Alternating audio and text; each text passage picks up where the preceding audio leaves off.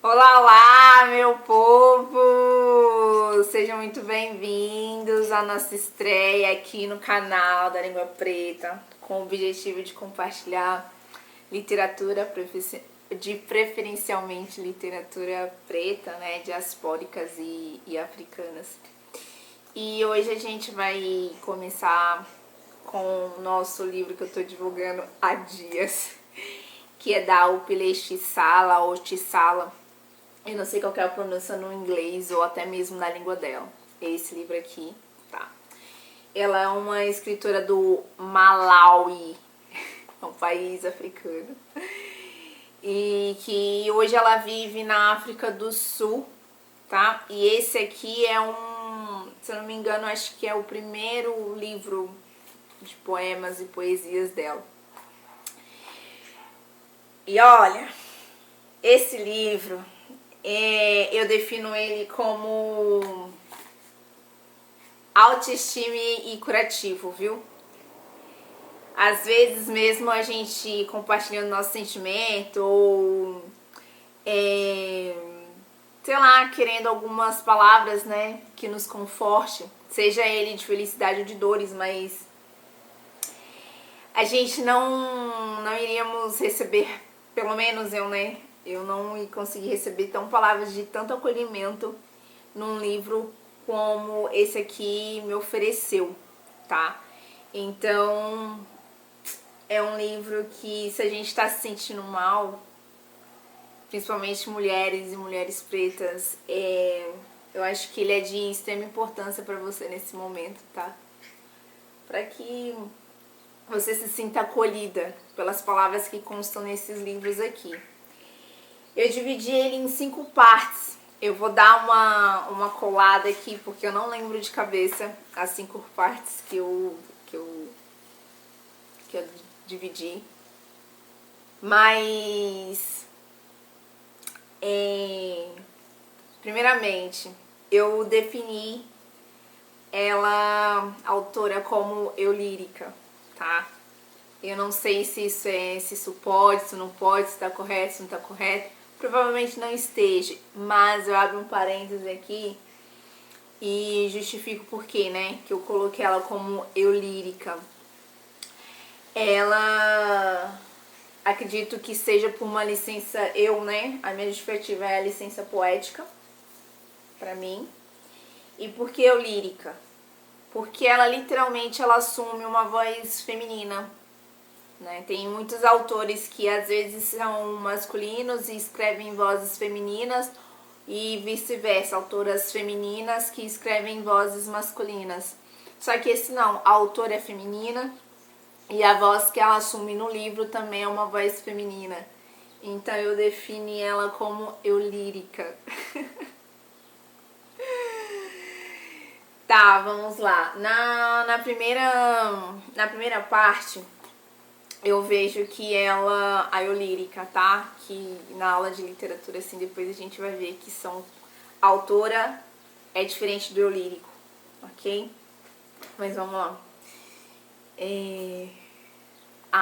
Na primeira parte, né, eu percebo que a eulírica aqui, ela cultiva uma autodeclaração, sabe?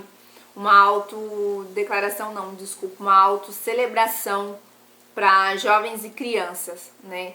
E ela utiliza a gente, né, leitor, meio que para mandar um recado para essas crianças, para esses jovens. Então, aqui ela fala muito de amor e de autoestima. Nem digo para criança assim, né?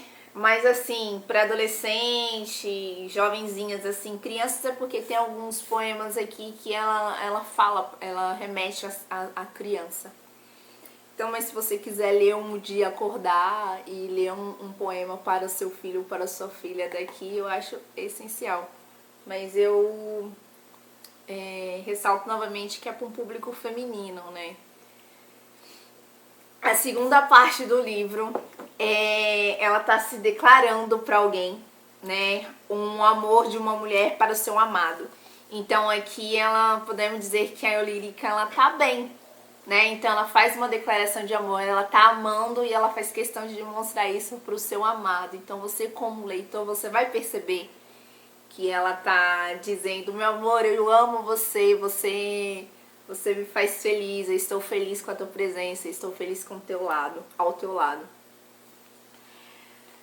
Na terceira parte do livro, ela não manda recado, né, como a primeira parte que eu havia falado. Então ali ela tá virando, ela fala diretamente com o leitor, como se fosse uma conversa que nem eu tô tendo com você, que tá aí do outro lado da câmera, por exemplo. Então e nessa parte aqui, então ela aborda questões familiares, né? E quer que são as questões familiares que estão aqui, né?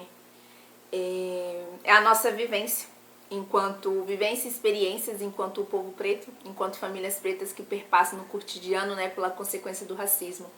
Então ela traz nos poemas dela coisas sobre ancestralidade, sobre uma questão de genética, que às vezes é um só específico nesse caso, né?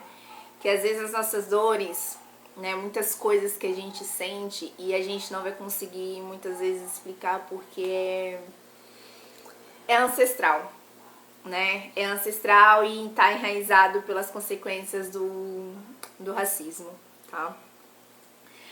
Na quarta parte, ela conversa exatamente, novamente, como se fosse uma conversa entre duas pessoas ali, conversando coisas da vida.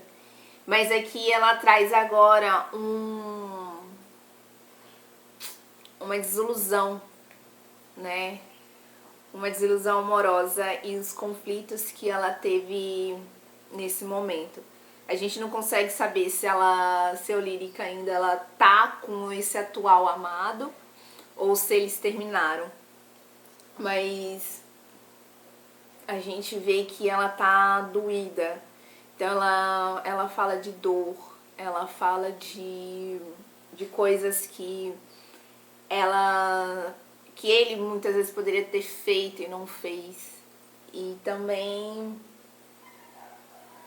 como que ela se sente dentro desse relacionamento. Eu me identifiquei muito com essa parte. Pelo menos é um momento muito específico da minha vida. E por último, que é a quinta parte do livro, ela traz aqui, eu senti que ela fez meio que uma mistura de diálogo e monólogo. Ah, mas como assim? Tá, eu vou tentar. É meio que ela tá tentando conversar com alguém, só que ela tá sozinha. Então ela tá falando sozinha, né? Ela tá tendo um diálogo consigo mesma, em voz alta. Então aquela conversa que tava nas primeiras partes, né? Mesmo que ela tava mandando um recado pra uma pessoa, na segunda e terceira parte, na quarta, que ela conversa diretamente com você, leitor. Aqui eu senti que ela já está no momento solitário dela, os pensamentos dela estão sendo altos, então ela está falando, ela está se expressando livremente sem ter pessoas por perto para escutá-lo que ela está dizendo, né? E os versos aqui nesse último assim é sempre em primeira pessoa, então também é uma parte que para mim justifica o porquê que ela o tempo todo porque que ela tá no monólogo. Então eu falo muito sozinha, eu tenho o hábito de falar muito sozinha e o tempo todo em voz alta, então por isso que super identificação com o livro. E aqui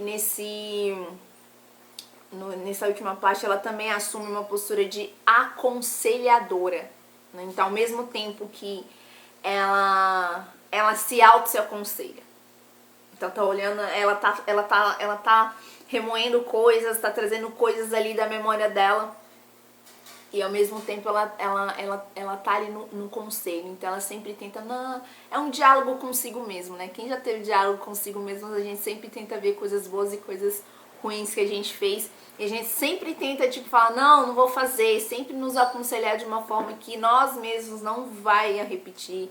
Ou então que nós mesmos a gente vai mudar as nossas atitudes e se comprometer mais com a gente, tá? Então, o livro hoje foi esse. O próximo livro vai ser, se eu não estiver enganada, mas vai ser O Príncipe Preto. É um livro para as crianças e ele é muito lindo.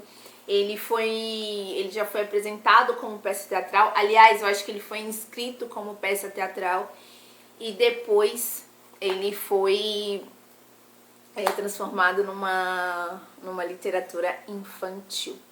Então, obrigada pelos momentos aqui agora, tá? Fiquem atentos à nossa rede social aí. Dá o like aqui no canal, nessa mãozinha aí que vocês estão vendo, tá? Porque isso me ajuda. Vocês sabem que me ajuda, porque eu preciso disso pra monetizar o canal. É isso. É isso. Tá? E beijos e até a próxima Língua Preta com a resenha Príncipe Preto. Se não for, eu faço a correção aqui. Até!